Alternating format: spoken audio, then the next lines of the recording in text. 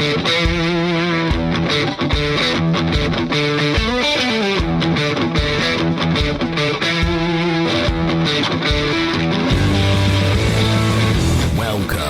to the Fantasy Footballers DFS Podcast with your hosts, Kyle Borgognoni and Matthew Betz.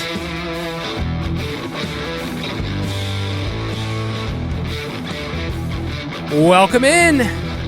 Friday, October 22nd on the Fantasy Footballers DFS Podcast. I'm Kyle Borgognoni, and I am joined by a thought leader, not only in NFL, but in NBA, in NHL. It's Matthew Betz. Big sports guy. Just love the sports, all the sports. Next up, we're going for tennis DFS, Kyle. I don't know if you're familiar. No, just kidding. Yeah, dude, NBA is back, which is super exciting and fun. NHL is here, and we'll be postseason. NFL obviously in full swing. So what a time of year to be a sports fan. What would, 11, 12-year-old Matthew Betz think that if his job is to sit around it all day in his sweatpants to look at sports betting, sports, statistics, and then tell other people what to do about it? What would he think about that? So proud. So proud. That's what you want to be when you grow up.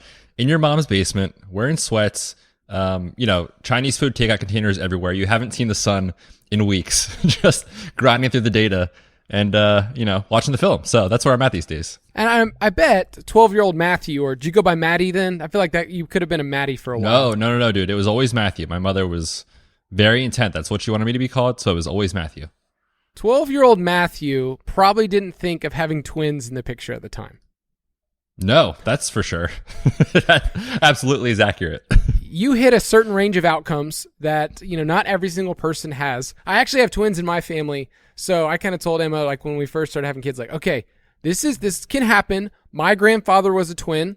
And then she said her grandfather was a twin. And then they say that it skips a generation. I've seen the math. I don't know if that actually works that way, but regardless, we only have 2 kids, but if we have a third one day, maybe we'll have 4. What's terrifying, actually, from a statistics, you're a big stats guy. We saw this the other day. You have a 1 in 12 chance, according to whatever this book was, if you have twins the first time, of having them again. So that's more than I would potentially like. When we saw that, we were like, oh, okay, let's rethink kind of the next step here. So you're telling me the DVOA metrics state that you possibly could have more twins coming. That's right. Well, that's what I'm all about. I'm all about on this show, really. If we can dive into, statistical projections for life, that would be really good. I feel like there's somebody that needs to come up with an app that is just straight projections for, really everything, random day-to-day stuff, everything in your day-to-day life. Yeah, just as simple as like you will get ketchup on your shirt today, like every, and they project every, 5.5 days you can hit the over or the under. Like that's where we're heading. And maybe that's where you and I are heading, because I feel like with DFS, our props channel, our Discord channel, like there's so many things that people are getting in on the fun. I know you and I are really enjoying NHL right now. It's just weird that I never thought I would say that, but yeah, NHL props are fun. But we're here for the NFL, and we're here for Week 7. We're going to get you ready for that slate. If you want to get our NFL picks, our Betz' premium Patreon only 2 people subscribe to NHL. Like I know that there's going to be people DMing you after this for that, but oh yeah, all of our NFL picks are found in the DFS Pass on the Fantasy Footballers website, dfspass.com. We think it's a great tool. We think there's lots of different ways that you can be profitable, especially in cash. So you get our DraftKings, our FanDuel pick. Use the promo code DFSPod. And we still have tons of DFS going. We go through the playoffs. I think people don't realize that. Maybe they're playing redraft and they're like, am I going to make the playoffs? Am I done? No, you can play with us past the fantasy playoffs into the actual NFL playoffs. We think it is a very, very, very fun time. But for Week 7, we have an important thing. It's talking about our cash picks. Straight cash, homie. This week ain't easy at quarterback, I'll say. I think running back is getting very clear. I think there's really 2 options at tight end. I think there's a defense that I'm warming up to. I'm pretty much going to go to. But quarterback, I think this is going to be one of the most spread out for cash weeks that we've seen at quarterback. And the same thing for tournaments.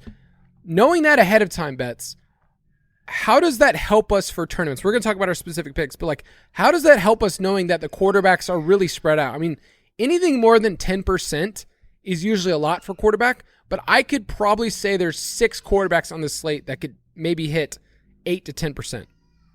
Yeah, for sure. And basically what that says is that there's no real differentiator at the position. So I would not worry at all about roster percentage at that position, because I would find it really surprising if any of these guys get above, like you said, 15%. So that's not going to be what makes or breaks your differentiated lineups when we talk about roster percentages in tournaments. So I like these kind of slates because it does allow you to kind of pick and choose. But then we know, on slates where there's like 2 or 3 obvious plays, for example, last week, Josh Allen, the pass catchers always get elevated with those guys because people are now stacking more than they used to. So we saw Steph Diggs was insanely popular across every format. So when the quarterback exposure is spread out, the wide receiver exposure tends to get spread out, which I love because then you can really take some shots in tournaments. I think you're going to see a lot of people this week that are open to paying down to maybe some choices that don't look great. Like Derek Carr's in a great matchup against Houston Texans at 5.9. Geno let people down last week. I think he's still going to be popular, like among those 5 quarterbacks at 5.6. So you can go that route. I don't know if I feel as comfortable with those quarterbacks. To me, if I knew that Mark Andrews was healthy and Rashad Bateman, I feel like Lamar would just be locked in my lineup. Yeah, I mean, it's so tricky, right? Because right now, we don't know who's playing. And if they were all healthy, Mark Andrews is incredible every week. He's a wide receiver. He is Lamar's wide receiver 1. Rashad Bateman looks like he's coming back. But Mark Andrews hasn't practiced on Wednesday or Thursday, which is a huge concern with a knee issue. The matchup is perfect with Cleveland. They are just atrocious. Bottom 2 in DVOA for both run and pass defense. Lamar has been running a ton. But I don't think you can go there and cash if Mark Andrews is out, because you have the situation where essentially his wide receiver 1 is out and he's accounted for 33% of Lamar's targets. So can he get there in a tournament? Sure, of course, if he runs for 120 yards or something and pays it off that way. But if there is no Mark Andrews on this slate, I am not playing Lamar Jackson in cash. Are you saying that Mark Andrews' knee is the most important piece of information in our lives currently? I am checking notes. Yes, absolutely it is. It really does. Like, I think it changes the slate, because when we get to tight end, you'll see like he's the premier option. He's priced great on DraftKings. We love him. It does change things. If you didn't go Lamar, and we'll have to wait on some of that news information, thoughts on Joe Burrow at home against Atlanta, nearly a touchdown favorite? Yeah, the nice thing about this Bengals team is that we've always been wanting Zach Taylor to unleash Joe Burrow, Jamar Chase, T. Higgins. They finally are doing it, right? Their positive PROE, pass rate over expectation over the last month, has been incredible. The matchup with Atlanta certainly doesn't scare you. I think he's a great play if you kind of look for both safety and upside at his price. $6,900 on DraftKings is awesome. I have a little bit of concern about the Bengals just from a tournament perspective this week because of what your boy Arthur Smith, who you love, what he wants to do on their side of the football, which is run whenever possible. Even when they're losing, they're trying to run the football. So Arthur wants Mariota to throw the ball 20 times in the game, right? And that just doesn't help overall upside. But can Joe Burrow get there for cash games? Can he get you 20 points and be good and move on? Absolutely in this spot. I know that I'm a Falcons pessimist, okay? But how dare you talk down to the NFC Offensive Player of the Week, who was 13 of 14 for 129 passing yards last week. 13 completions. Get out of here, Marcus. Oh, man. I got a text right now from my brother. What's your latest on Dirty Mark, and how's he going to be this week for the Ravens? Dirty Mark.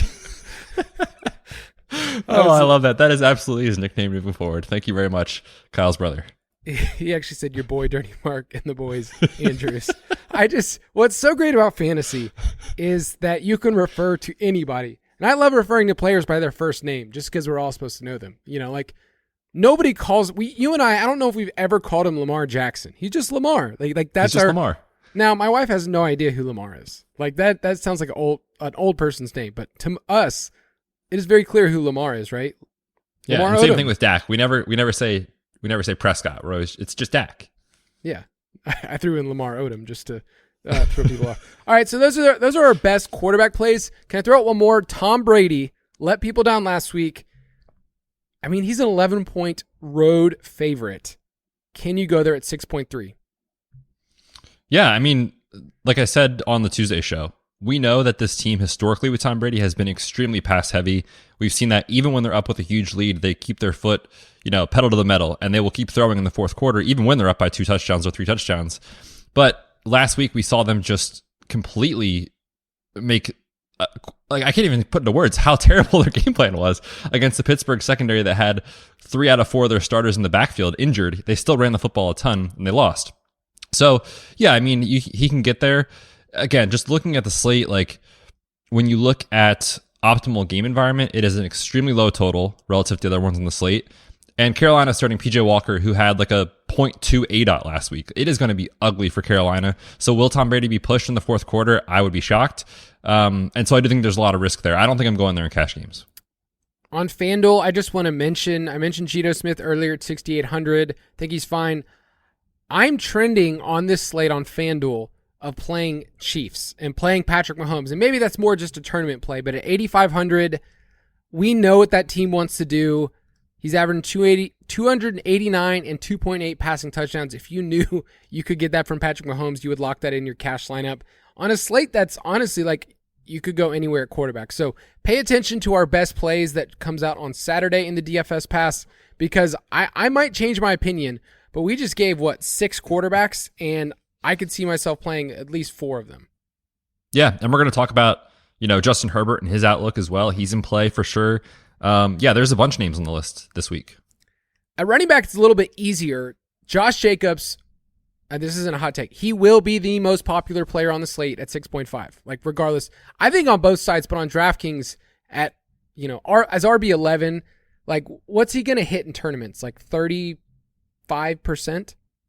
It depends on the size of the field. Large field type stuff, anywhere from 25 to 35 would not be surprising. Small field, he could push 50. He's just underpriced on DraftKings. And looking at the last month of the season, he's top 2 in expected fantasy points. Like, his role has just been so good. 24.3 touches per game over the last 4 coming out of the bye week. He's getting work in both the ground and passing game, and the matchup couldn't be better against Houston. So he makes a lot of sense. He's a no-brainer cash lock for me this week on FanDuel for tournaments. He's pricing, man, 8,600. You're not getting any discount over there. So I think it's a different conversation. Still a good cash play, but relative to mispricing on DraftKings, it is a clear, obvious play. In cash, that means 75+% in double ups. Yep. So Josh Jacobs, we would say, is the locked-in cash play that you and I haven't even thought about removing him. He's in there. And then Kenneth Walker is probably the second most popular name at 5.8 on DraftKings. I think he's a great play too on FanDuel. A little bit more expensive, 7.3. But Kenneth Walker's role is strong. We know that the Chargers are a run funnel defense. So I think both of those are the no-brainer plays that everyone will look at. Do you think people will use 3 running back builds as much as they did last week? I think so, because when you look at the wide receiver position, like, there's not as much obvious value right now. We might get some that open up. We're going to talk about the Chargers, like, Josh Palmer didn't practice on Wednesday. Keenan basically came out and said he doesn't think he'll play this week, with the bye week looming next week. So there could be a couple opportunities that open up for the cheap guys, but there's not a lot in like the mid-range that is as strong as it was last week. And so I do think people are going to try to jam in the running backs because they project better. You got Joe Mixon in a really good spot. Eckler, if you want to spend up for him, just been a target monster with Keenan out of the lineup. And Seattle gives it up to pass catch running back. So it's a good spot. There's so many places you can go. And we didn't even mention Saquon Barkley. Like, there's so many strong plays at running back. I think this will be likely a 3 RB slate. Jason and I were going back and forth with his lineup that he does on the Friday show in the Fantasy Face-Off, and it felt pretty clear that you can spend up at one running back spot. Like, if you're going to play Jacobs, Walker, or somebody else, you can spend up to get to Saquon or get to Eckler. So I'm totally fine with either of those choices. On FanDuel, I think Zeke stands out as a awesome play at 6.9 against Detroit, who's been one of the worst defenses in the league.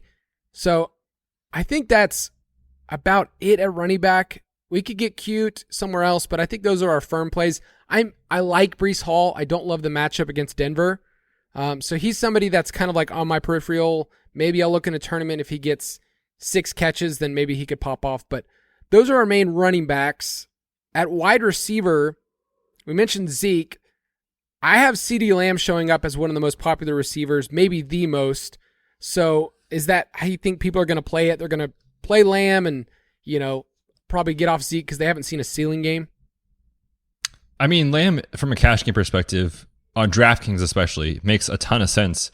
6,800 is so cheap for the role he's had. Now, that was not with Dak Prescott, but we think we're getting a quarterback upgrade, obviously, in Dak coming in over Cooper Rush. They've also been a lot more conservative in their play calling with Cooper Rush. And if they open it up a little bit and let Dak throw, there's some risk there, I will say, because we don't know really with the thumb how healthy he is, how good he'll feel. And that could get worse as the game goes on with as many reps as he's taking. So we have to kind of wait and see, what that looks like. But from a projection standpoint on paper, CeeDee Lamb is grossly misunderpriced for his role on DraftKings. He will be extremely popular again in cash games, like pushing 40, 50%.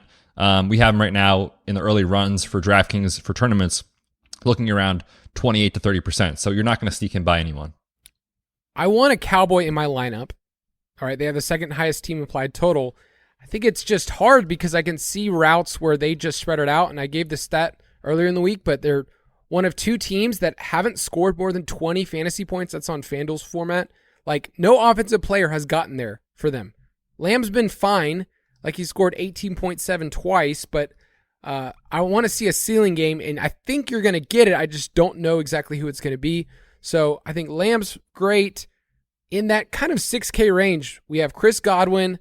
We also have our boy T. Higgins at 6.4. Do you think he's healthy enough to roll out in cash? Because it's been scary the last 2 weeks. Yeah, I think he is trending in the right direction. It's so tough to say, where he's at. Is he 80%, 90%, that sort of thing? His injury was back in week 4. The Sunday night mishap that he was active but didn't really play, was the week after. So he's another week removed from that. So each week that goes by, we can start to feel more and more confident in his health. The nice thing is it's reflected in his price. So if you told me T. Higgins was fully healthy, the underlying metrics in his healthy games with Jamar Chase, he's getting just as much volume, earning as many targets, I should say, on a per route run basis. So yeah, it's what we talked about all last year. DK doesn't give him the same respect in terms of his salary of what he can do. We know he's talented. It's an awesome matchup. The tricky thing is, Jamar Chase could go out for 150 and 2. No one would be surprised, right? So it's tough to say where it's going to go, but from just a median projection standpoint, 6.4 on DK is super strong. I also like Tyler Lockett. We're going to keep going back to him at 5.8. I think he's off the injury report, right? Yeah, as of Wednesday. He's fine. If you want to go a little bit lower, Romeo Doubs has a great spot against Washington, who ranks 32nd in schedule-adjusted fantasy points allowed to the wide receiver. On Tuesday, we mentioned Alec Pierce at 4.6. What are your thoughts as you've kind of progressed through the week? Because he's getting steamed as one of the more popular cheap plays, but I can poke holes in it too with Matt Ryan. Yes. If Jonathan Taylor's active, that's what they want to do. Matt Ryan, they do not want Matt Ryan to throw the ball 50 times, if possible, to drop back 50 times. So I think there's a lot of risk with both receivers, actually, even though it's a phenomenal matchup. What they need is Derrick Henry to come out and smash so that they throw the ball. Both offenses want to run. It could go either way. I don't really know. I don't feel super confident in Alec Pierce right now, mostly because I don't think we really need the savings with the way the slate's shaping up. If you're not paying up for Lamar and you're playing Derek Carr or Joe Burrow or Geno, you save so much money, which we're not usually doing at quarterback. So in those builds, I don't think you really need to go there. And then we'll talk about tight end. If Mark Andrews doesn't play, you're punting that thing off, right, in cash. So you can save a ton of money elsewhere. He's fine. I just don't think he's a priority. That is a great point because I've seen him in a lot of lineups, in our Discord channel. People like him, and I like him too. Tennessee's 31st in schedule-adjusted fantasy points allowed to wide receiver. The problem with locking that in so early on in the week is that you forget to see, you don't have to have him in your lineup. If Alec Pierce was 3.6 instead of 4.6, I would be more fine with it because you're getting savings and you're able to pay up elsewhere. but you really don't need it based on what the builds are looking like and if we're not playing Lamar. So yes, I totally agree. I will mention Debo once again. I will be playing him in FanDuel and cash, and I've been toying around with lineups if I were to play him on DraftKings.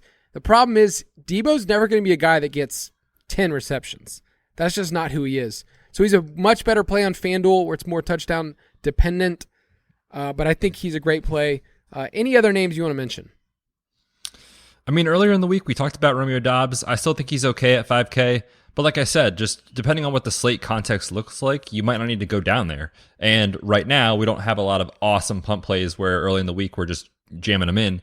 So it really, to me, comes down to Lamar Jackson and Mark Andrews. If Andrews, for whatever reason, is out, I'm not playing Lamar, and so I'm saving money at quarterback and therefore not punting it at wide receiver. I'm going to give you two more names just to consider. Brandon Cooks at 6K. He's going to show up. If you're using our optimizer, Brandon Cooks shows up a lot because it's just safe. He always does. He's a good points per dollar. Time. So are you interested in that in cash on the road against the Raiders? Did you see what happened? I missed kind of like the practice stuff from Wednesday. It was a DNP, but it was a coach's decision, and they labeled it as rest. Is there anything to that from like a trade rumor standpoint? That's been part of it. So he's a veteran. So there's part of that. You could see it. They were just coming off the bye, which made it even more weird. There were some stories that they let go somebody in the front office that apparently Brandon Cooks was close to. So that's part of it. But Brandon Cooks is one of those players, like, you never know where he's at. Like, he changes his mind. He's been on 4 or 5 teams. So, I mean, if he plays, I think he's a great projection. I wanted to put this player as a slate breaker, but, and we'll get to that segment later, but I really like Nico Collins this week. He's one of my favorite dart throws. Yeah, but can he break the slate? Oh, he can break the slate, baby. With Davis Mills. I don't know about that. At 5K, that stack, you're. Oh, man. I want you to disagree with me really bad right now. I want you to. Davis Mills. Okay. End of conversation. But Nico, no, I think it's interesting from a GPP leverage dart throw situation for sure. Assuming Cooks plays, because if Cooks doesn't play, I think he'll be popular. Yeah, for sure. No, I want Cooks to play so that I can at least, if I'm not game stacking that one, I can just play Jacobs and Collins, and I can be okay in a tournament with Jacobs' roster percentage, and then just get a cheap piece like Collins, and hopefully he catches a long bomb. He's the air yards guy, man. I mean, that's all we care about, right? In the analysis, just chasing those air yards, baby. That's the best thing about analysis with air yards is you can just say like, oh, they're getting a huge air yard share, and then like most of the time it doesn't work out, like Darnell Mooney or whatever. But at least you could mention it. So those are our wide receivers. At tight end, we mentioned Mark Andrews at 7.4. He is a great play this week. Like, super great. We like Gerald Everett kind of in that middle range at 4K. And then if you want to punt some stuff off the bridge, you can go there. I'm not super interested in K. Dotton because there's another tight end that I think will be more popular and is even cheaper. It's your boy Greg D.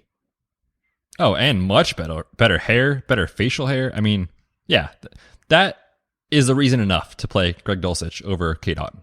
Greg Dulcich, sidebar here. I have a fond memory. It was only like, I don't know, 5-6 months ago. But I was sitting at our studio, our humble little studio here, watching in the middle of the day the NFL Draft Combine, watching tight ends run drills. That's my job. And Greg Dulcich, here comes this man with this hair and this stash, just destroying. Like, he looked like the best tight end out there, better than Trey McBride, and he finds himself in a good spot. Now, I'll say this, Greg D caught that touchdown on Monday night. He was wide open, and I don't know how good it's going to be. Like, I think he's going to get steamed up too much, but because he was on Monday night, his pricing stuck. So at 2.5, are you going to punt with him? I mean, a lot of this depends on Russell Wilson, and I don't even know if I can really say this, but like, if another quarterback plays, is that big of a deal? Like, he's been so bad. So he has the shoulder issue. He's got the hamstring issue. They've been reportedly early in the week in practice giving reps to Brett Rippon in case he has to start, and Josh Johnson, who's been on like 12 teams in the league at this point or something. So quarterback play is a major concern, regardless of who's playing, truthfully. But at 2.5K, you could certainly get 3 points and it wouldn't really kill your cash lineup. So for the savings, he makes sense. But I just want to let people know the floor is a literal 0 on Greg Dulcich. Brett Rippon's cool, man. I'm a Brett Rippon guy. Boise State analysis. Brett Rippon is cool, man. Dude, Brett Rippon's a fun player. I think there was like a Thursday night game. There was a Thursday night game between these two teams. Do you remember that a couple years ago? Broncos and Jets, where he was the starting quarterback. Yep. Yeah, I mean, you had to do a write-up. That's all I remember is that you had to write up a Brett Rippon game. Max Payne doing that. Foster Moreau is the other cheap option if Darren Waller sits. Do we have any update on Waller? We don't have anything from Thursday yet, but he did not practice on Wednesday, coming out of the bye. A little bit of a red flag. Yeah, I don't mind. I feel like Moreau's it's 2.8. It's a little bit more expensive, but I think he's a stronger play than Greg D. But if you need to save the money, go ahead and do it. At defense, I have the Jets in my lineup right now at 2.6. I know they're playing on the road at Denver. I also wouldn't mind if you went the other way and just wanted to spend a little bit more and get the Broncos at home against Zach Wilson, who really hasn't been asked to throw. So those are two of the defenses I like. Do you have a certain lean? Yeah, I mean, the Jets right now just look like the best punt play on the slate based off the quarterback situation, which we just talked about. I kind of want Russell Wilson in there, truthfully. I mean, he has been god-awful, and now he has limited mobility with the hamstring if he plays. So it's recipe for success for the Jets, especially considering we always think about the Jets as just being this, cakewalk joke of a team from last year. They've actually been pretty solid on defense. So if it's Russ, truthfully, if it's Russ or Brett Rippon or whoever, they are the punt play this week for me. On FanDuel, you can also look at the Bengals, 3.6. They're affordable at home against the Falcons if you want to go there as well. Before we talk about the games we're going to stack, let's take a quick break.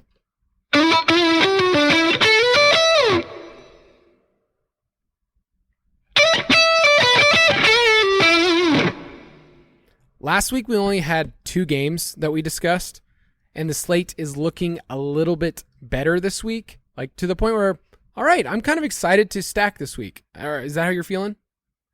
Yeah, definitely better than last week for sure. All right, let's talk about these games. Stack Attack. This week, we have a couple of different games that we want to attack with that we think, hey, this can work for tournaments specifically.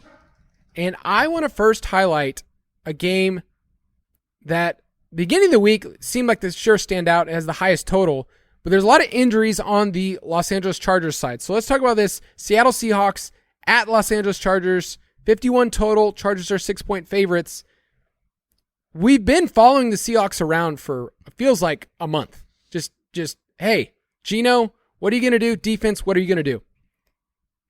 Can we confidently use the Chargers side in a stack knowing they might not have Keenan Allen, they might not have Joshua Palmer, and Big Mike, on Monday night, it looked rough. They couldn't do anything at all. They couldn't scheme him open. He's a contested catch guy. So are you interested in stacking the Chargers this week? Yeah, I am. I mean, part of that Monday night issue, like Pat Surtain's been awesome, like unreal in coverage this year. And he put, the lockdown on Big Mike, and that led to a lot of the Eckler checkdowns. But this game has the highest total on the slate, and there is a lot of money coming in on Seattle to keep it close. It opened at 7 points. It is now 6 for the spread in favor of the Chargers. I think this game does stay close, so you could get a back-and-forth affair from these two teams. And the Chargers, we know from the last couple of years with Staley, are up in pace. They're upper neutral pass rate, which they are this year in pace again. Seattle, very quietly, is also up there in pace. You could see a ton of plays back and forth. I think it makes a lot of sense. And then you look at kind of the pass catchers for Justin Herbert. It could be very condensed of where the ball goes. If there's no Keenan Allen, if there's no Josh Palmer, then Big Mike is in a great spot. Gerald Everett, I think, is in a really good spot against Seattle, who gives it up to everyone. Like a career day to Zach Ertz last week. He's always, 6 for 45. Last week, Zach Ertz went off. So Everett, I think, is in play. Big Mike is in play. Herbert is off the injury report for the first time since week 2 with the rib issue. Eckler, we talked about, is great. There are so many places you can go. I love this game for the Chargers. And sneaky note on Gerald Everett, Donald Parham is in the concussion protocol. Quietly has been running routes, taking a little bit of production from Everett. If Parham is out, upgrade Gerald Everett. Yeah, Everett missed practice. We're recording on Thursday with an illness, but I think he'll be fine. Usually those things, when they pop up, they're fine by the end of the week. If Everett's in, I think that a double stack with Herbert makes a ton of sense. And it makes even more sense because of how popular the Seattle players are. Like, looking at our early roster percentage report, I have Geno, at least on FanDuel, is one of the most popular quarterbacks. Ken Walker is going to be, 25+%. And then Lockett's going to be up there. Metcalf's probably going to be top 10 of wide receivers. Like, people are going to be playing the Seattle side, which is kind of weird, right? The favorited team that has the highest team implied total on the slate actually is showing up lower for team stack purposes in roster percentage report. And maybe it's just because Eckler's so expensive. Like, on FanDuel, that is a large price to eat for a player that's, not really the prototypical running back. Like, he catches passes and he's done pretty well on the ground, but you need touchdowns from Austin Eckler. So are you interested in stacking the Seattle side knowing how popular they are?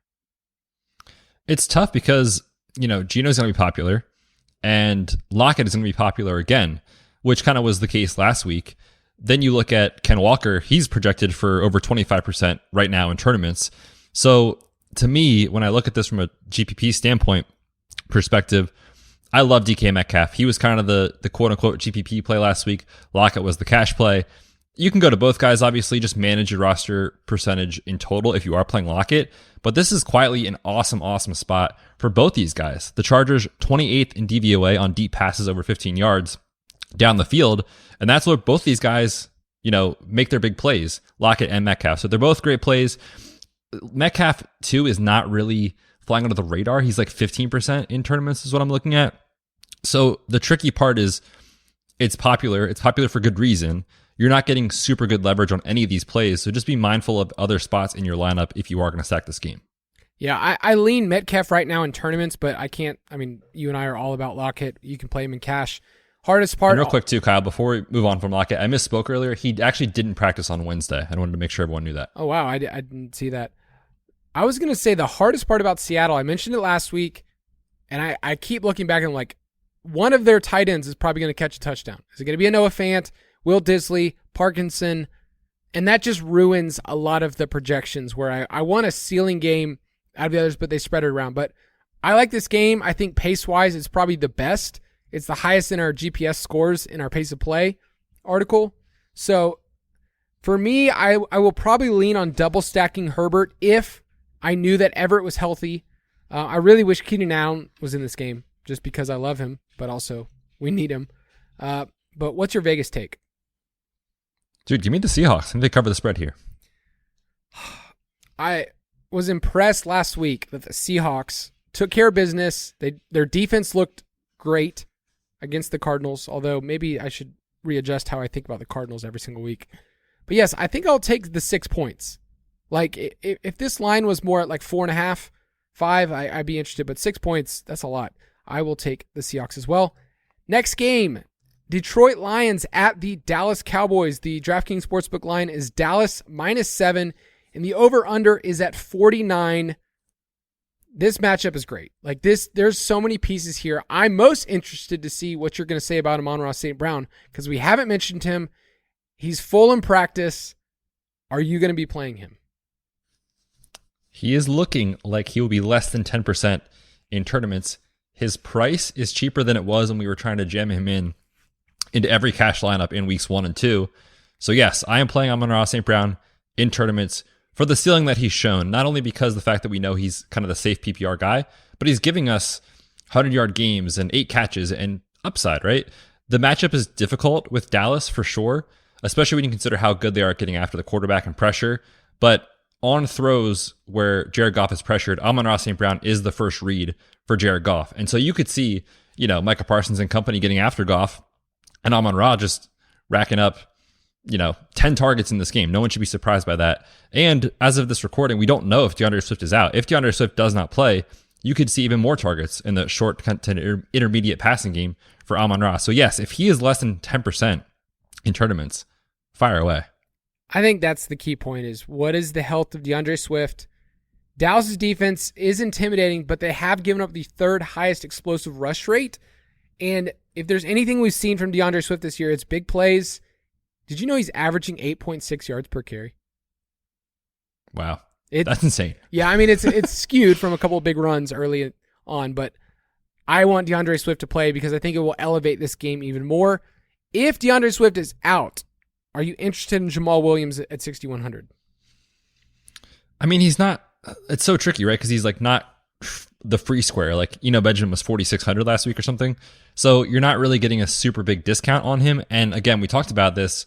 The slate doesn't really look like you need to go down to these punt plays to save a lot of salary. So I don't think he's a priority. He certainly is in play.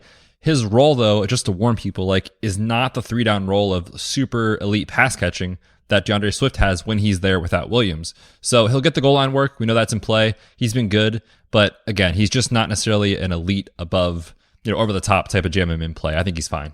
I think everyone looks at this game and just thinks we've seen a bad Detroit defense, and they've been arguably the worst in football, and think that Dak is coming back, and this just going to be a game that hits 70-plus points. These teams want to run the ball. Like, that's what Detroit would prefer to do, and that's what Dallas has shown they want to do. And maybe that's a fact that they just wanted to hide Cooper Rush and give him, easier opportunities. But there is a path where this game is slow, and they run the ball with Zeke, and Detroit is inefficient against a really good Dallas defense, and this game hits the under. So stacking this game, I want pieces. I definitely want pieces of the Dallas offense. But are you fully stacking with Dak, saying, I want Dak, CeeDee Lamb, and bring it back with Amon-Ra? I mean, it's definitely an option. The nice thing about this game is that, like you said, you could see both scenarios. You could see Dak fully healthy. You could see Dallas return to up in pace, up in pass rate. And so then the ceiling for the pass catchers would obviously be a lot higher against a Lions defense that is dead last in yards per play allowed. So the matchup on paper is beautiful. But like I said, there is downside to Dak's overall health. If they get up by 2 touchdowns, are they really going to force him to keep throwing in the end of the third and fourth quarter with a thumb first game back? Probably not, right? So I think it's okay to chase the upside in this game, but just be careful. Be ready that there is downside here. That said, we play in GPPs for upside. Nothing else really matters. So yeah, you can stack up Dak. And in those scenarios, I would be running it back with Amon-Ra St. Brown, because in theory, if Dallas is having success and they are, getting out to a big lead and being pushed, we need Dak to keep going to hit the ceiling. And in that scenario, the Lions are having success. So I would be really careful and thoughtful about how I play that game. But yeah, for sure, the total is on the rise. It's up a half point from Tuesday when we talked. And like we talked about, there's a lot of good value plays in this game. So yeah, I think it's a great game to look at. Yeah, you look back at what Detroit's done. Week 1, Jalen Hurts was the QB4. Week 2, Carson Wentz, QB5. Week 3, Cousins, QB10. Geno had a big game. And then right before the bye, they got smashed by the Patriots 29-0 by your boy Bailey Zappi, who, didn't have a great fantasy game, but it was very, very predictable. He's a winner, dude. That's all he does. Dude, him and Cooper Rush, they just hang out together, although Rush has a blemish now. The tight ends and Michael Gallup, I think, are the ways to get different in this game. Can I talk you into any of those guys? I think I'm out on TJ Hawkinson, especially at 4,800. Like, it's not really an elite value at that tag. So not super interested there. One thing with the Lions real quick, though, just to monitor, like, DJ Chark is not practicing currently, and he hasn't played since week 3. We also need to monitor kind of what happens with Josh Reynolds, who's on the injury report. So just see what happens. But as it stands now, if those guys are playing or whatever, Hawkinson's not really an elite separator, an elite difference maker to me at 4,800. He's a pass. Dalton Schultz, again, it's fine to mix in. He's 3,600, but the knee issue is real. We haven't seen him be productive in a month, basically. And, there's not really a safe floor there. Again, in GPPs, take a shot if you want, but I don't have a lot of conviction on him. I'm interested to see where Gallup shows up in our roster percentage report, because he's one of those players. You and I always talk, the way to get leverage on a popular wide receiver 1 is to play the wide receiver 2, which has just as much a strong correlation. And we've seen Gallup have those blow up games. Like, he has the profile of a player, and then go for 102. Like, that's what I want. So 5,100 on DK, 6,100 FanDuel. Last week, he had 76% of the snaps and 7 targets. Those are both season highs. So if Gallup is Gallup under, I'm going to guess right now, under 7%? Right now, I have him at 8 on DraftKings. On FanDuel, 7.5. Okay. So that's about where I thought he would be, which means he's not a dart throw. Dude, you're pretty good at this. It's like I do this for my job or something. It's kind of. Yeah, I think Gallup's interesting, but not sneaky. I think you need to realize that you're not just picking a player that no one else has thought of because of how popular CeeDee Lamb is. But give me your Vegas pick. I'm taking the Lions, plus the points here. I'm leaning towards the under. And if I knew DeAndre Swift was out, then that would lead me even more towards the under. But I just think these teams want to play slow. I don't think Detroit is a good, efficient offense. I think they can keep up if needed, but this is the best defense they're going to see. And Dallas has the highest pressure rate in the NFL. So I will take the under right now at 49. All right, let's talk about one more game. It's a rematch from the Super Bowl a couple years ago. Kansas City Chiefs at the San Francisco 49ers. Kansas City is minus 2.5. The over-under is 48.5. And at the beginning of the week, I would have said this is a really fun game that we need to be attacking. And I think you still can. The problem is the laundry list of players on the 49ers who are they're decimated by injuries. And it was that last year or the year before where they had like one of the record of like, most injured games lost. Like, I feel like they've had some bad luck and their defense is just destroyed. Yeah, I think it's been the last 2 years. Last year, the Ravens were the most injured team in the NFL, but San Francisco right there. And I don't know why, but the trend continues this year. They're down their top corner, Emmanuel Mosley. He's out with ACL for the year. Travarius Ward has a groin issue. He looks questionable, unlikely to play. Both starting safeties look unlikely to play. Nick Bosa is dealing with a groin issue. If he's back, he's not 100% yet. Javon Kinlaw is still on IR and the DL. And then Eric Armstead is dealing with the foot issue. They could be down 5, 6, 7 starters on defense against Patrick Mahomes. This line to me doesn't make sense. Why is KC only favored by 2.5 points? I think Mahomes rolls here. He has great splits. Actually, on the road, his fantasy production is even better than at home. I took team total over for KC over 25.5, and I laid it with KC minus 2.5. Probably kind of a square play, and let's see what happens. It'll be wrong. But on paper, I think Mahomes goes off in this game. So you're telling me this is your take, like Mahomes is good at football, let's back him. Yeah, I mean, I'm going deep this week, Kyle. I really like it. I do think that San Francisco can fight back and that there's lots of room on that side to stack. So I think what I'm more saying in this game is that I like the Chiefs with you. I think it's still a guessing game of who the other wide receiver is. Like, is it a Juju week? Is it MVS week? But that there's a chance this week against a beat-up San Francisco team. But if you wanted to just say, I want Patrick Mahomes, Travis Kelce, and then you bring it back with like Debo, that is not that complicated. And I don't think it will be as popular as it should be. Yeah, it's not going to be because it's super expensive to fit all that in. So we have to kind of see like where it fits in value and if you're giving up a lot of projection to play it. But on paper, it looks awesome. Kelce has faced the Niners twice with Mahomes as the quarterback. In those games, he's gone 6-43-1 and 8 for 114. So he's had success. And the thing about like secondary injuries from a football guy take is that when there's a lot of them, especially both safeties potentially out, and they're also missing a starting linebacker, I forgot to mention that. That is an upgrade for Kelce, but also they're more likely to play zone to protect themselves with backup corners, who, by the way, it's going to be a 5th-round rookie from last year and a 5th-round rookie from this year taking on Pat Mahomes. Good luck. And in those spots, they play zone. Travis Kelce has just destroyed zone in his career, so I think it's a Kelce blow-up spot. Yeah, I don't think it's that complicated in this. I don't love CEH just because if there is one spot where I think San Francisco's been stout, it's in the run game. Now, maybe Kansas City gets ahead and they milk the clock, but they'll use people like Pacheco in that role too.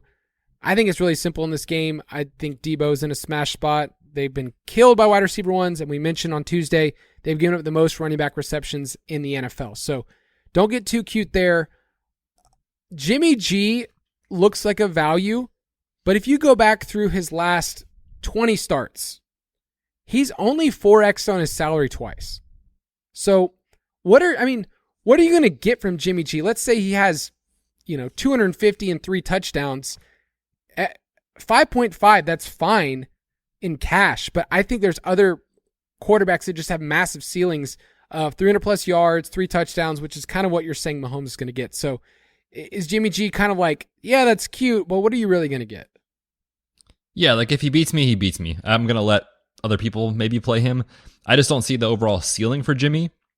That said, can he throw 2 touchdowns and support Debo as an elite play or Ayuk as an elite play or Kittle? Yes, absolutely. So don't hear what we're not saying. I think Jimmy G can be successful and teams are throwing on Kansas City at the highest rate in football because their offense is elite, and when they are elite, they push other teams to throw.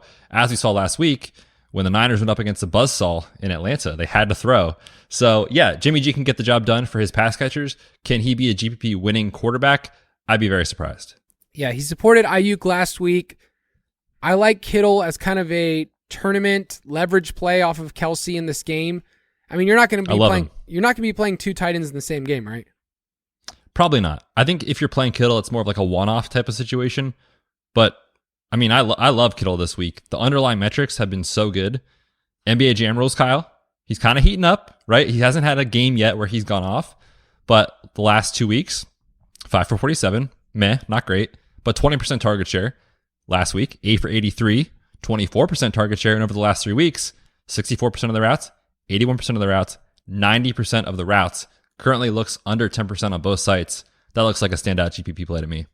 5,300 on DraftKings is juicy because if you're playing Kittle, you're saying he's going to hit that 100-yard bonus. And we know that he can. He has these huge spike games, yards after the catch. That's where I want to play him. On FanDuel, it's fine, but on DraftKings, I think he's an elite tournament leverage option. So we like this game, but I think we both have the same take. You said earlier, Kansas City minus 2.5, and I will take the same exact thing because I am not a dummy. All right, we got some props. Prop it like it's hot. Betz, let's give our props, and then we'll do our slate breakers. I love it. I'm a pro. All right, you go first with your prop. Let's just keep rolling right into that same game we just talked about. We just talked about San Francisco. We just talked about Kansas City. You mentioned Kansas City giving up the most running back receptions and yards in the league. Let's go with Kyle Juszczyk. Yes, sir. Over 11.5 receiving yards. Got that at minus 110 on BetMGM. He's been over this line in 4 straight weeks. Let's keep it rolling. Friend of the show, by the way, Kyle Juszczyk. Oh, yeah. He's been on the show before. My prop, I am very proud of, and even more proud of our friendship because I added this, and you came and messaged me. We were in the middle of recording this morning, and you said, hey, Kyle, what do you think about Taylor Heineke under 225 passing yards? And I said to myself, you know what, Betz? That's a fine prop. Check the article because I added it. So I'm giving people a free one that we have in our article. It's Taylor Heineke.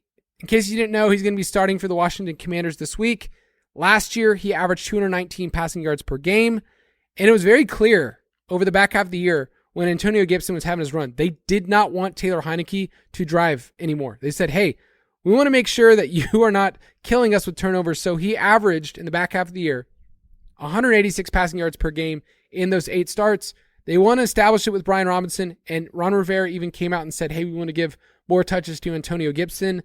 I think this is a easy call in a very, very slow game. These teams rank bottom 4 in neutral situation pace. So give me under for Taylor Heineke's passing yards. And I don't even mind his attempts. I think it's like at 32.5, somewhere around there. 32.5, and the under was like minus 105 or something last time I looked. I actually took it. So I think both those are awesome props. I love this one this week. All right, we're going to go into our slate breakers, and we have a very special sponsor this week. I mean, it took us moving things. I mean, Brooks had to throw so much money at this, but it is another 90s great toy. It's the Easy Bake Oven was actually our sponsor this week.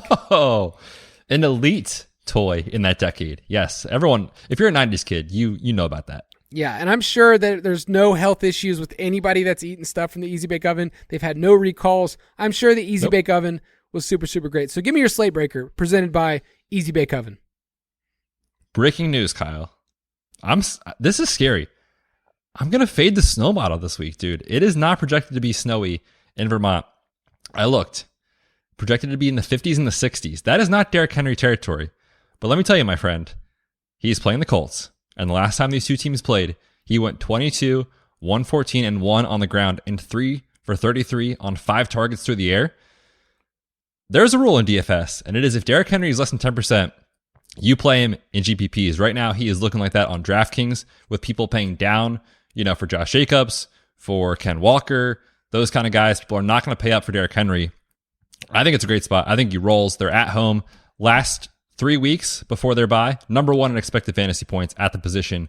Let's go, big dog. What's so funny, I mean, we talked about that game this morning, and I included a full weather report for Jason. We talked through it. We looked through the local weather. We looked at northern, we looked at New York, like areas that I have no idea exist. You did, because you used to live up there, in Vermont. And Jason and I went through the cities and just said, city by city, is it going to snow there? Is it going to snow there? And nothing's projected through Saturday night in Vermont. And I had the same exact conclusion of just saying, can we just not follow the snow model this week and just go for it? So I am with you, my friend. I think it's a great spot. My slate breaker this week is none other than a man who felt really bad about pushing someone over, but it's Davante Adams. And I think he really was remorseful. He felt bad. He's still going to get sued. Davante Adams on FanDuel is 8,600, which presents him as a major value. He's 8,700 on DraftKings, but on FanDuel, I think he's a great play against the Texans. 10.8 targets per game and an insane 42% air yard share. Anytime I hear the word air yard share, I'm already excited. I want it. But this team has a 26-point team implied total that I'm excited. I want it. I want it. I want to play this player. They have a good air yard share. Nico Collins, great air yard share. Play him. But Davante Adams, I think people will be playing so much Josh Jacobs this week that he's the clear leverage point in that game, and I think they're going to roll. I think they're going to beat the Texans. So Davante Adams, you feeling the same way? I mean, Darren Waller's injured too, so yeah, this is classic GPP 101. Josh Jacobs is chalk. If he fails, Davante Adams goes off. Yeah, you got to take a shot in a GPP. Yeah, that's you're taking people to school. You're just showing them this is DFS for the rest of us. This is 101 stuff. I mean, this is stuff you wrote down in your note. People wrote this in their notebook on Tuesday, right? Obviously. Yeah. Make sure you share your notes with us at class. Let's get into some questions. Mailbag. You can get your questions best answered in our premium Discord channel for members at jointhefoot.com. This first question is from a Discord member, Mullet Over. Ask this question. I'm in a 20-player weekly league on DraftKings with some friends, and the top 3 cash. How would you approach this construction for this type of pool? Is it cash or is it GPP strategy?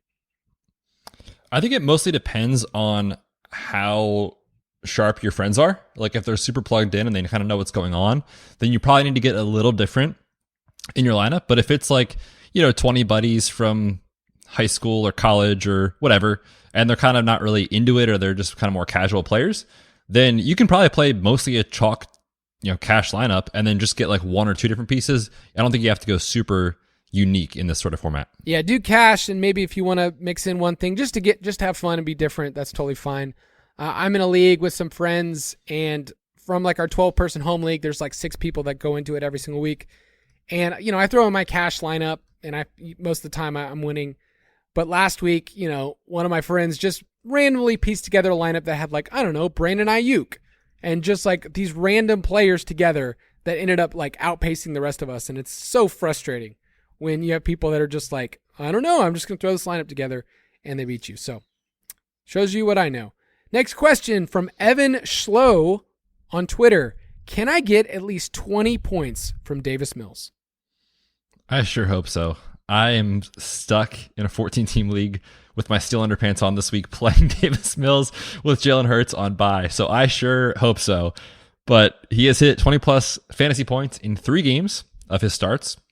Going back to last year, that's 16 games. 3 out of 16 is not great. The matchup, though, is incredible against the Raiders. So I hope so. That's my answer. I mean, that's what you're asking him at that price is to 4X. Can he 4X? Yes. I would put the percentage at 25%. Maybe Seems 30. Fair. That's fair. a little higher than what he's done, but yeah. But okay, so let's say you did get that. You got 20 points from Davis Mills in a GPP. So, you're competing against a Patrick Mahomes who, if he does what he's going to do, is 30 plus, or Lamar 30 plus. So you're really going to have to make it up elsewhere. And you really need that game if you're stacking it, Davis Mills, Brandon Cooks, Nico Collins, whatever, and then whoever you bring it back with to fully come through. So it can work. He's more of like, it's cute that you're that price, but we're not going to use you, right? Yep. Next question from JWAF. I'm considering an onslaught Bengals build. Do I dare look at Pitts for the bring back? Man. Everything in my DFS mindset says yes. It's Kyle Pitts. His ceiling is incredible. He's so good. I mean, the Falcons, dude, they do not want Marcus Mariota to throw the football. And even when they are playing from behind, they're still going to run the football at a high rate. So can he break a long play and pay it off? Absolutely. Is it a quote-unquote good play from a projection standpoint based off how little they are throwing the football? No. I think you can even take the Bengals. If you want to double stack Joe Burrow and just ignore the Falcons, I think that is totally fine this week. He's tempting. He's super tempting on DraftKings when you look at... Yeah, 4,300 is insanely cheap. It's the problem is you just know. You know that 10 targets are not on the table. Like, nope. That's not what you're lucky to get like 6.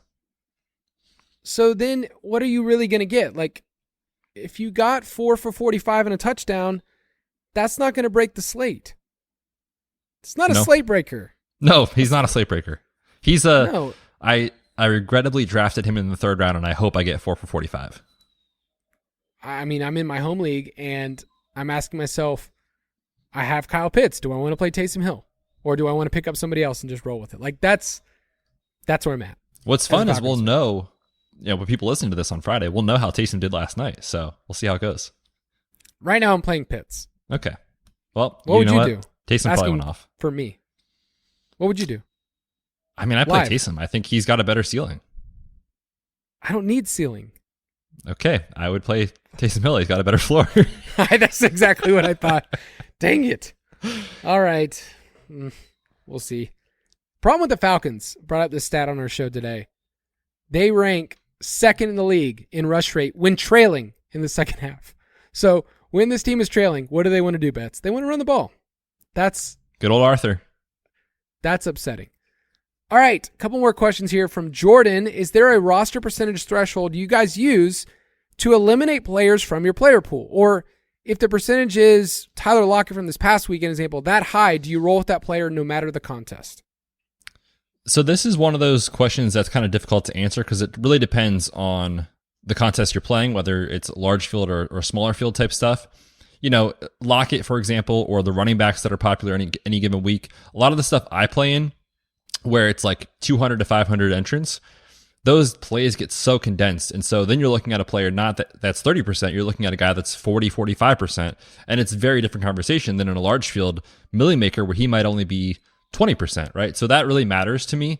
I don't necessarily eliminate certain players at a certain point. You just need to be mindful if you're playing that player. You can't also surround that same player who's, let's say, 30% with other, 30% guys. You just have to be able to get different elsewhere. So it depends on how strong the play is. It depends on your contest. The biggest takeaway, though, is just be mindful of overall cumulative roster percentage.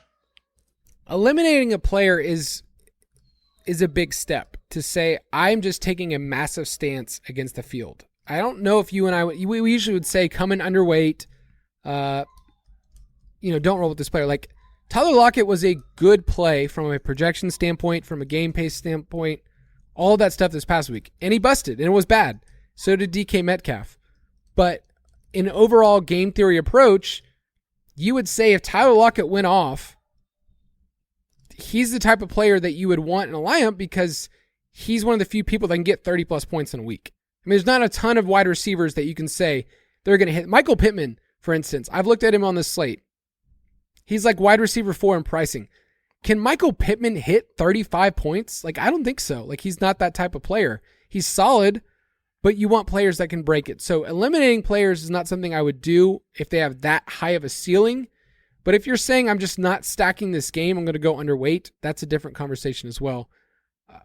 I would just say look at a player's roster percentage and then figuring out what are the other types of gymnastics you can do around that. So Josh Jacobs, let's use him.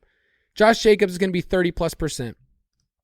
What are the different things that you can do to get different and still play Josh Jacobs? You don't have to ignore him and just say he's popular, don't play him. But I want Josh Jacobs with a, bring back of Nico Collins, who's less popular. Or I want Josh Jacobs, and I'm going to have Devontae Adams in my lineup, and Brandon Cooks, and say this game goes off, and I want to have a part of it. So, I don't know. Any thoughts on that kind of theory? The other thing too, just to kind of keep going with that conversation, is just it depends on the player. Like you were saying, if a guy has a ceiling, it's not necessarily a great idea every time to fade him. But like week 1 last year, as an example, we talk about a lot. Marquez Callaway was 3,700 or whatever, and like 30% in GPPs. No one knows if Marquez Callaway entering week 1 is going to be good, but the field assumed he would be good because he's so cheap. That to me is an easy cross off your GPP list. But let's say there's a given week, Devontae Adams is taking on the worst secondary in the league, whoever that is, and he's going to be 25%. I'm not going to X out Devontae Adams. He can go crazy. Marquez Callaway cannot go crazy. Yeah. You also, just last thing I'll say is you can take out player names. You can take out player matchups and just say player X. They are 25% rostered. What do I think their ceiling is in this game? Like, can they hit 30 plus points? And you can tell yourself a story about anybody, but it takes out a lot of the bias and it takes out a lot of the other stuff if you just look at them as this is what this player could do or could not do. Last question from Seth Rosam. How often do you guys play a lineup with no stacks at all based on just the best plays? Or is that done in GPP or cash if at all? This is Cash Games 101. Play the best plays. That's what I'm always trying to do. And if a stack comes in because it projects super well, for example, last week, Allen and Diggs, then I'll play it. But, in cash, we're not necessarily actively looking to stack. I'm never looking to purposely put a stack in. In GPPs, I absolutely am every single time. Yeah, in GPPs, there's no question. Like, I'm probably first building around that. Like, that's how I'm starting. If it's a single entry, I'm saying, okay, I'm going to start with a Herbert, Gerald Everett stack and then bring it back with Lockett. And that's like my first 3 pieces I put in my lineup. And then from there, I figure out the other correlation pieces or the cheap pieces I need to add into that lineup. Start with the stack, but in cash, you don't have to think about that at all. It's really not as important. What if I told you, Betz, I lied to you because I have one more question here. I would call you a liar. Keep trade cut from Sozilla. Waffles, pancakes, French toast. Let's end with this. I mean, this is what the people are here for. I will keep waffles. I'm going to cut pancakes, and I'm going to trade French toast. Thoughts? Man, I was going to come in here with a really hot take. I do think French toast has the highest trade value. That's what I'm saying. You can dress it up in lots of different ways, and really good French toast might be the best out of all these. If you really knock it out of the park, it might be the best. Couldn't agree more. But waffles, I feel like, are just right up my alley. I can actually put my syrup in there and let it hold, like it just holds it, where pancakes end up being so dense that you end up getting just some dry bread that is just gross. I don't want it at all. So pancakes are fine. And some pancakes are better than others, but I will be cutting those, putting them off the bridge, Baxter style, keeping the waffles, and cutting the French toast. Simpatico. Vermont's it's like a syrup place, right? Dude, it's the land of maple syrup. Are you kidding me?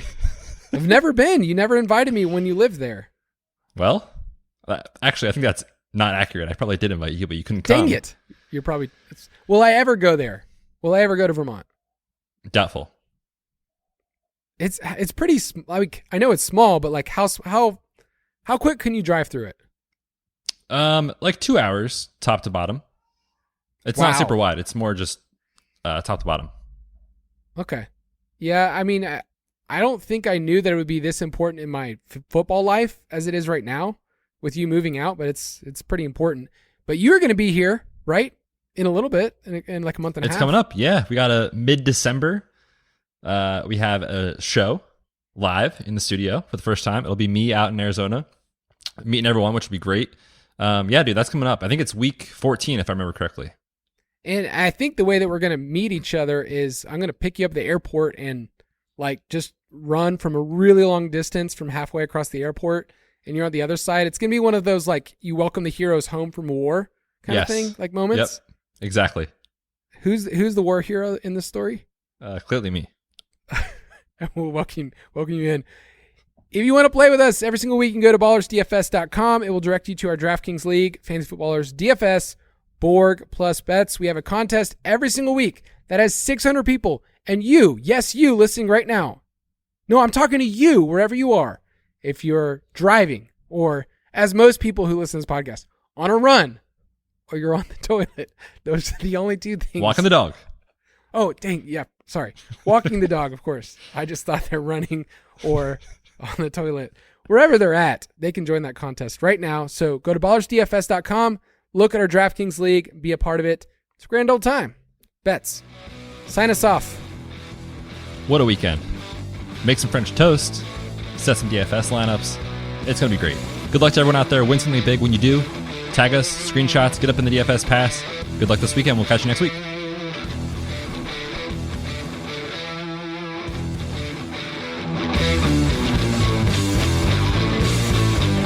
Thank you for listening to another edition of the Fantasy Footballers DFS Podcast. Don't forget to visit us on the web at www.thefantasyfootballers.com.